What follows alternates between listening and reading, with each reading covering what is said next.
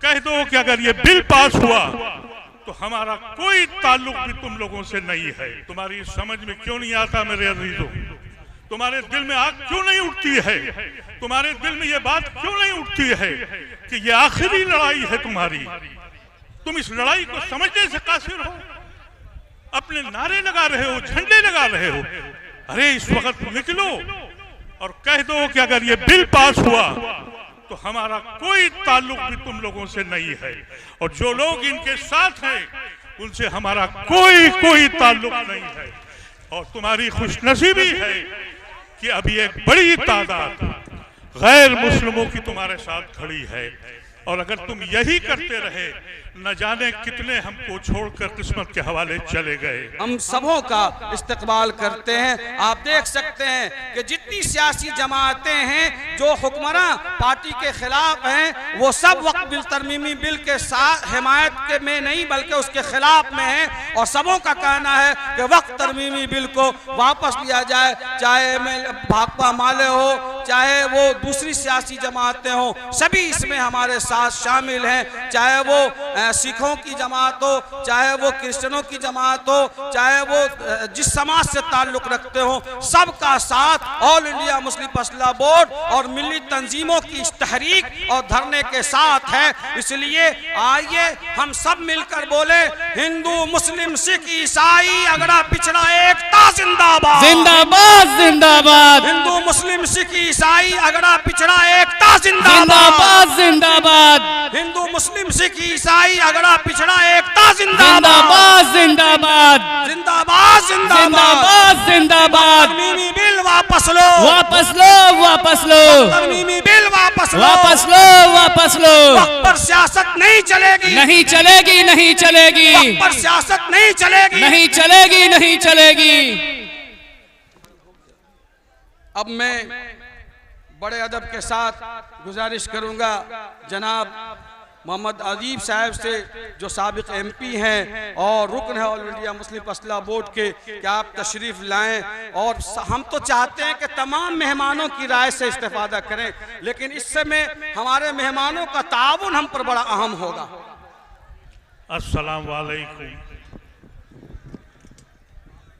आज रमज़ान के इस मुबारक महीने में आप जो हजरात रोज़े के साथ आज यहाँ अपने वजूद की लड़ाई के लिए जमा हुए हैं, अल्लाह आपकी दुआओं को कबूल करे।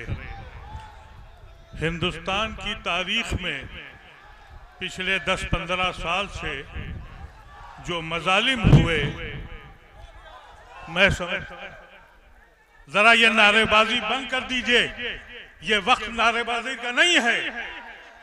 ये आप लोग जरा खामोश हो जाएं। बंद करिए ये तमाशे। समझ में आना चाहिए आपको, हिंदुस्तान के अंदर जितने भी हमारे पर अज़ाब हुआ है, सबसे बड़ा हमला हमारे पास इस वक्त हुआ है। हमारी मसाजिदें, हमारे खानकाहें हमसे छीनी जा रही हैं। हम इसलिए चुप रहे कि अगर मेरे बच्चे को पकड़ा गया और अगर मेरे बच्चे को कत्ल किया गया तो बगल के आदमी ने कहा कि अल्लाह का शुक्र है मेरा बच्चा बच गया, और अगर मेरे घर पे बुलडोजर चला तो दूसरे ने कहा कि अल्लाह का शुक्र है मेरा घर बच गया। अरे मुसलमानों, तुम्हारे पास क्या बचेगा? तुम्हारी समझ में नहीं आया, अपने झंडे लगा के चिल्लाते फिर रहे हो।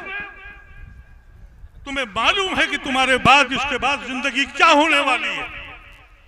पर्सनल लॉ बोर्ड ने जो आवाज दी थी, उस आवाज पे लब्बैक कहो। इस मुल्क में तुम कैसे रहोगे? तुमको फैसला करना होगा। क्या ये अफ्तार पार्टियों में जाके तुम अपने मसाइल पूरे कर सकते हो?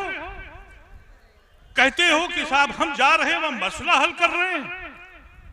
तुम्हें समझ नहीं आती मेरी कौम को हुआ क्या है, क्यों नहीं समझती है? ये उसके वजूद का मसला है। हमने इस हिंदुस्तान को नेहरू और गांधी के हिंदुस्तान को माना था, आज सावरकर और गोलवारकर का हिंदुस्तान बन गया। और तुम इसलिए खुश हो कि कोई एमएलए बन जाएगा, कोई MP बन जाएगा, कोई चेयरमैन बन जाएगा। अरे ऐसी कौमें कहां खड़ी होती हैं? कभी तो जागोगे, बताओ इन लोगों को। हम अपनी शरीयत, अपनी मसाजिदें, अपनी खानकाहें अपने वजूद के साथ जिंदा रखेंगे। और ये तमाशे बनने बंद करो। मैं 80 साल के होने के बाद तुम्हारे पास इसलिए आया हूं कि मुर्दा कौम मत बनो, एहसास पैदा करो अपने अंदर तुम कहां खड़े हो।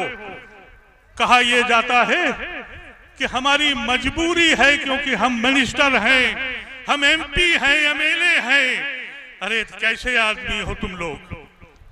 नायडू उसने ये कह दिया कि रमजान में 1 घंटे की मरात है मुसलमानों के लिए, और तुम खुश हो गए। तुम्हारे पैर के नीचे से जमीन काट दी। तुमने कहा 1 घंटे की हमें मरात हो गई। कब सोचना शुरू करोगे? कब तक माजी में रहोगे? क्यों नहीं मुस्तकबिल का हिस्सा बनाते हो? क्यों नहीं फैसला करते हो? आज खुशनसीबी ये है कि इस मुल्क में आज बहुत बड़ी तादाद हमारे हिंदू भाइयों की है जो हमारे साथ खड़े हैं। हमको उनसे फायदा उठाना चाहिए। हमें गांधी को ढूंढ के लाना होगा। इस मुल्क में हम इसलिए नहीं आए थे। हमने जिना को कुर्बान किया था, लानत भेज दी थी उस पर, अपने खून को बांट दिया था। हमने गांधी के हिंदुस्तान को अपनाया था। तुम सरवारकर और गोलगारकर के हिंदुस्तान में रह के अफ्तार पार्टियां अटेंड करते हो और कहते हो कि हम मसला हल कर रहे हैं। ये किस तरह के लोग हैं? मुझसे कुछ लोगों ने ये कह दिया। मैं सिर्फ इसलिए आया हूं आपके पास। कल शाम को अस्पताल से आया था, 7 बजे फिर दिल्ली अस्पताल में जा रहा हूं। इसलिए जा रहा हूं, मैं ऐसी कौम को, अपनी कौम को मुर्दा होकर नहीं देखना चाहता। रमजान का ये मुबारक महीना है। आप हजरात रोजे से हैं, अल्लाह से दुआ करें और इन जालिमों को बता दें अभी तक तुम हम पे हमला करते थे। मोदी और का ये मैं समझता हूं एहसान है कि अभी तक तो वो हमारे बच्चों को जेलों में डाल रहा था, हमारी मस्जिदों के नीचे मंदिर ढूंढ रहा था, और उसके साथ देने वाले आप उनके साथ कैसे खड़े हैं? आपको मालूम है कि 3 बिल पास हुए। एक बिल 370 का किसने पास किया?